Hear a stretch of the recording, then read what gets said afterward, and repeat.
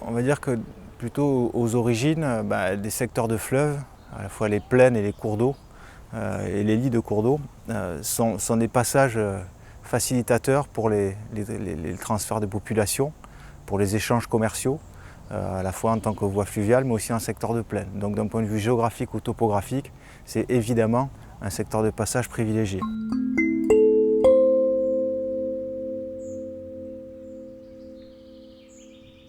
D'ailleurs, au niveau de la Garonne, on voit bien qu'il y a un certain nombre de sites d'implantation gallo-romaine.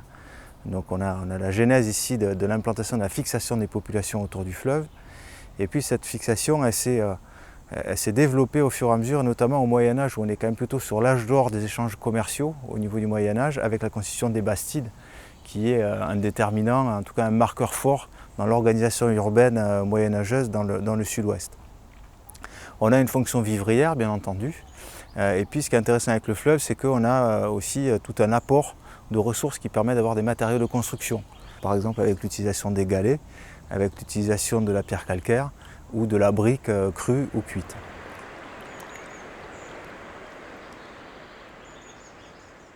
La question de l'implantation, c'est surtout la question de la bonne distance avec le fleuve.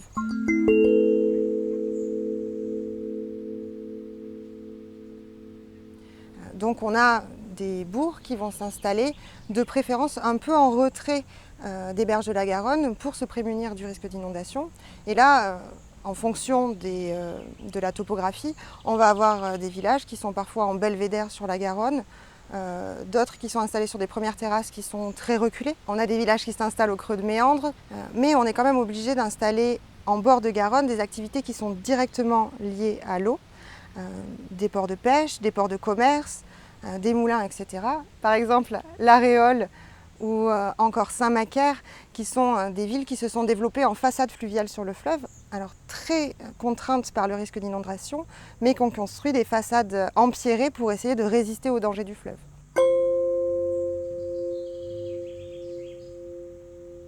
Jusqu'à encore récemment, la gestion du risque elle était essentiellement limitée à la gestion des crues.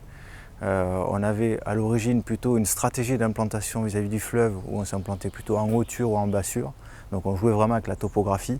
Et ça a quand même duré extrêmement longtemps, on va dire même jusqu'au début du XXe siècle. Les villes qui se développent entre le Moyen-Âge et la période industrielle, elles ont plutôt tendance à reléguer en zone inondable des activités qu'elles jugent indésirables.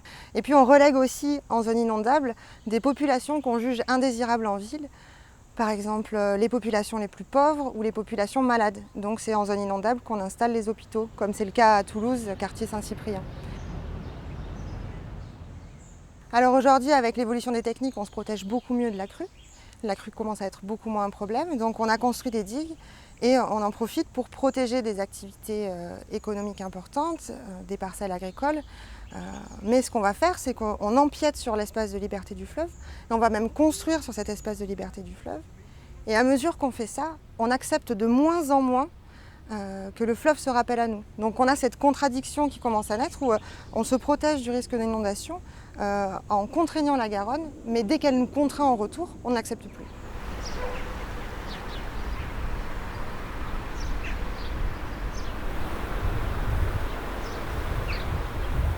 Après, on a eu des interventions beaucoup plus massives au niveau du lit du fleuve.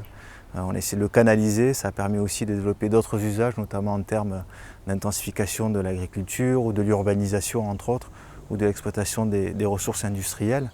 Et finalement, le risque, là où il était jusqu'à présent plutôt limité à la gestion des crues, il vient progressivement sur le champ de la gestion des ressources.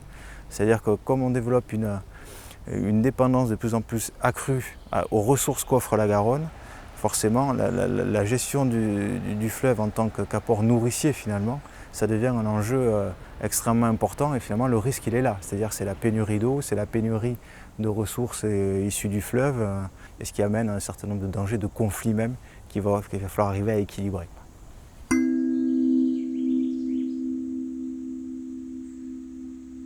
On voit de plus en plus l'émergence de pratiques qui sont liées au retour au fleuve par rapport à la question des aménités, la qualité du cadre de vie, notamment dans les grandes métropoles, mais aussi sur des territoires beaucoup plus périurbains ou ruraux, où là le lien au fleuve, même carrément revenir aux berges du fleuve, c'est beaucoup plus difficile, mais ça constitue une trame importante du développement des politiques locales des collectivités.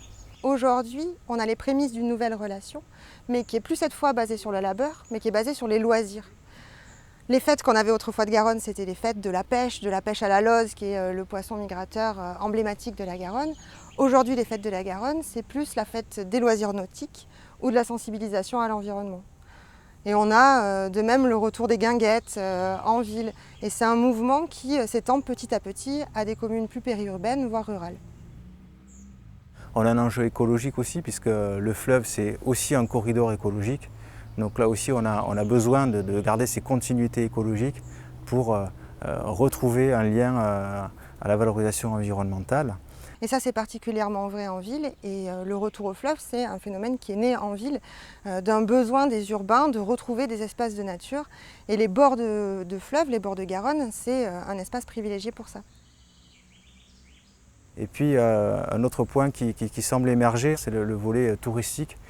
Parce qu'au même titre qu'on a peut-être les châteaux de la Loire ou le canal du Midi, pourquoi est-ce que la Garonne ne serait pas non plus le fil d'Ariane, au moins l'accroche principale d'un développement touristique du sud-ouest autour et à partir du fleuve, une espèce de trame qui permettrait de sillonner, de rayonner autour de celui-ci pour découvrir le Grand Sud-Ouest. Alors certes, on a besoin d'aménager des espaces pour retrouver le lien avec le fleuve, des parcs, aménager des circulations, des itinérances en bord de Garonne. Mais il n'y a pas que aménager, il faut qu'on sorte de cet excès de maîtrise pour accepter de notre côté que la Garonne, elle a aussi besoin d'être ménagée, qu'on a besoin de lui préserver des espaces de liberté, parce que ces espaces de liberté-là, c'est eux qui foncièrement permettent d'améliorer la qualité des milieux et de nous rendre des services qui sont gratuits. Parce que finalement, la Garonne, si elle fonctionne bien, les zones humides, elles gardent l'eau comme des éponges, elles la relâchent quand il y en a trop peu. C'est des réservoirs de biodiversité, des puits de carbone. Et l'ensemble de ces services rendus, on les a perdus par un excès de maîtrise. Aujourd'hui, il faut qu'on déconstruise cette relation qu'on a à la Garonne pour sortir de l'excès et essayer de trouver une relation plus équilibrée. Il va falloir mener un travail collectif de sensibilisation. Ça va être aussi important de s'organiser à grande échelle et sur le long terme pour valoriser et partager cette Garonne qui est finalement notre bien commun.